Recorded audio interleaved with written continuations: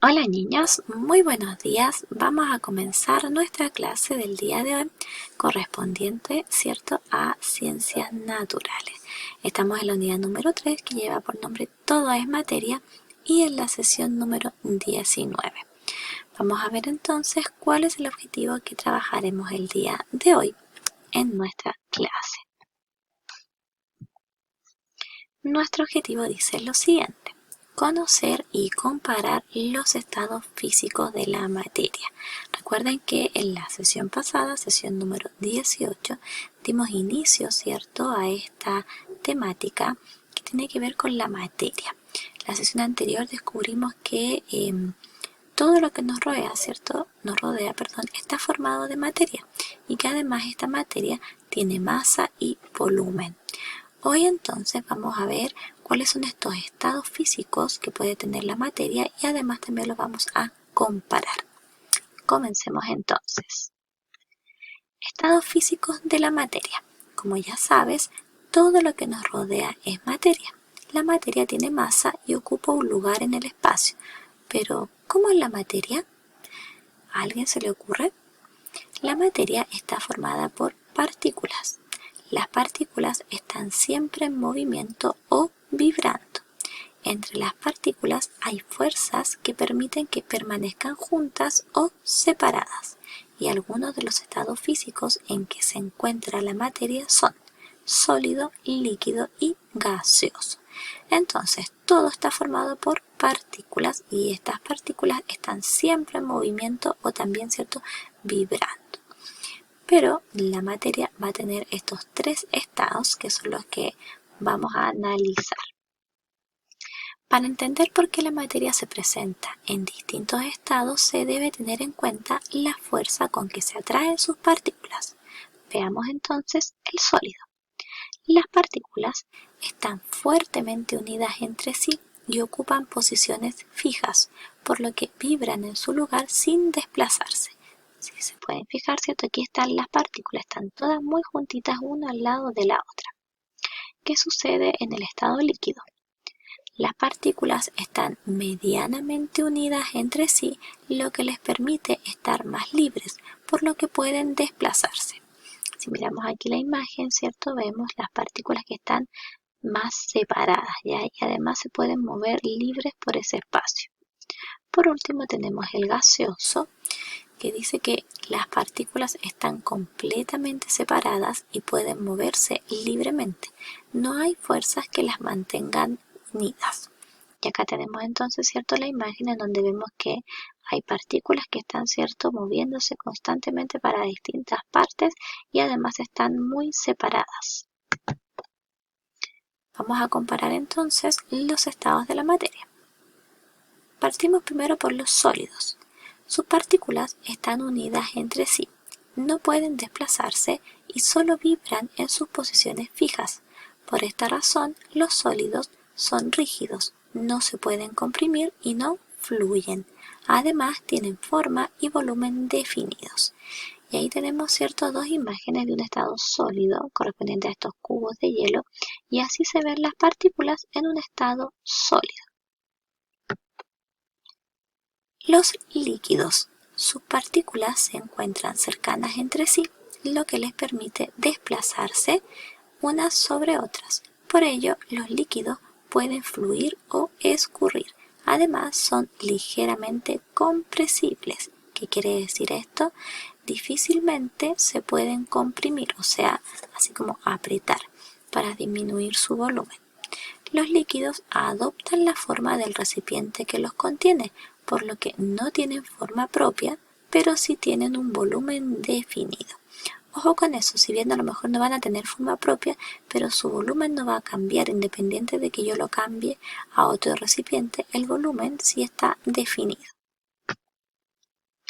Veamos ahora los gases.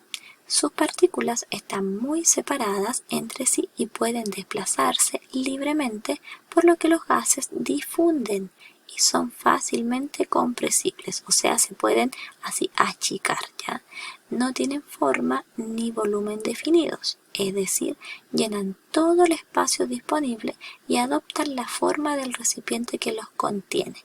Si el recipiente aumenta su volumen, el gas ocupa inmediatamente el nuevo espacio disponible. Si se fijan en la imagen, tenemos ahí el vapor que se va generando, ese es el gas, ¿ya? Y acá se ven las partículas que están siempre muy separadas, ¿ya? Cambios de estado. Cuando la materia pasa de un estado físico a otro, se produce un cambio de estado. Los cambios de estado se producen por un aumento o disminución de la temperatura. Por ejemplo, si yo tengo estos cubos de hielo y los pongo a pleno sol, lo más probable es que se derritan y se van a convertir en líquido. Ahí yo ya tuve un cambio de estado que se generó, ¿cierto?, gracias a la temperatura, al calor. Y pasaron de estar en un estado sólido, como el cubo de hielo, a un estado líquido que corresponde al agua. Veamos entonces.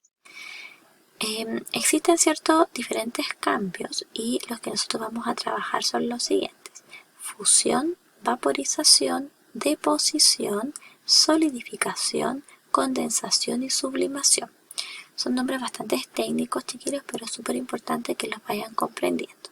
Hablemos primero de fusión.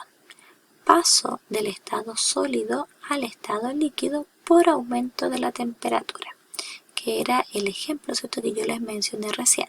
Si yo tomo, ¿cierto?, unos cubos de hielo, los expongo al sol a temperatura, ¿cierto?, alta, estos se van a derretir y van a pasar a estado líquido. A eso se le llama fusión. Luego vamos a tener vaporización. Paso del estado líquido al estado gaseoso, generalmente por aumento de la temperatura.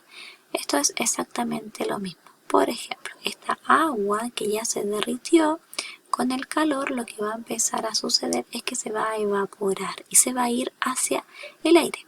No sé si alguna vez ustedes han visto cómo hierve, ¿cierto?, en un hervidor eléctrico, en una tetera, el agua. Cuando ya está lista, muy caliente, empieza a salir un vapor. Bueno, este vapor es agua que logró esta temperatura para poder evaporarse. Así que igual es agua que se va a convertir, ¿cierto?, en gas. Eso es vaporización. Luego tenemos deposición, que corresponde al paso del estado gaseoso al estado sólido por la disminución de la temperatura. Si ustedes se van dando cuenta, esto es un ciclo, ¿ya? Esto, el ejemplo más preciso es, por ejemplo, cuando está el día nublado y va a llover. Las nubes se encuentran en estado gaseoso, ya todo lo que se encuentra dentro de ellas está en estado gaseoso, pero baja tanto la temperatura, empieza a hacer tanto frío que comienza la lluvia. Y muchas veces comienza la lluvia, pero en otros casos, más por ejemplo en nuestro país, en el sur de Chile, se produce la nieve. Y esa es la deposición, cuando algo que está en estado gaseoso, por ejemplo las nubes, botan, ¿cierto?, la nieve, por así decirlo. Y ahí vamos a tener entonces este estado de gaseoso a estado sólido.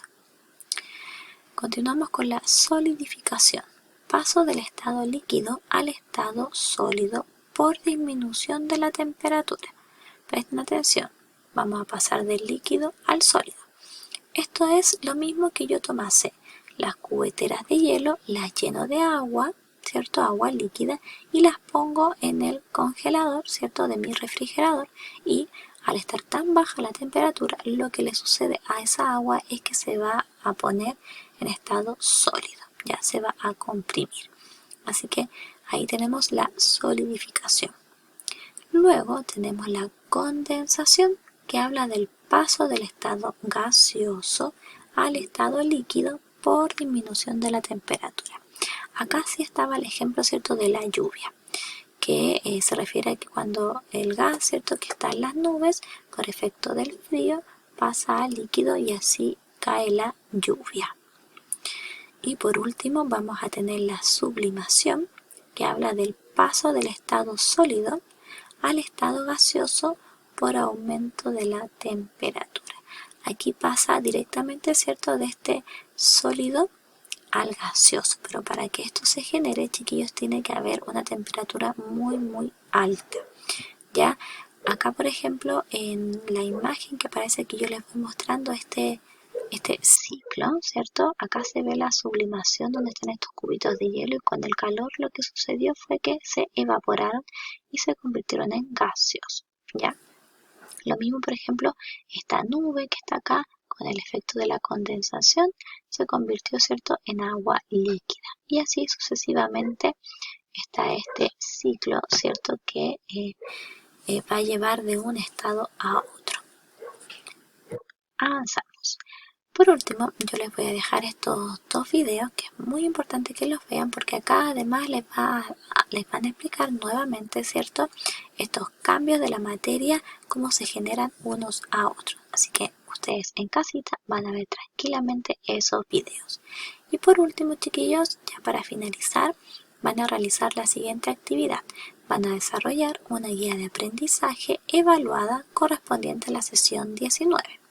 Una vez que ustedes la realicen, ¿cierto?, en su casa, tranquilamente, la van a subir a Classroom para su evaluación y calificación. ¿Qué quiere decir esto? Que es con nota, ¿ya? Así que es muy importante que la realicen también a tiempo para que después no se vean tampoco atrasados.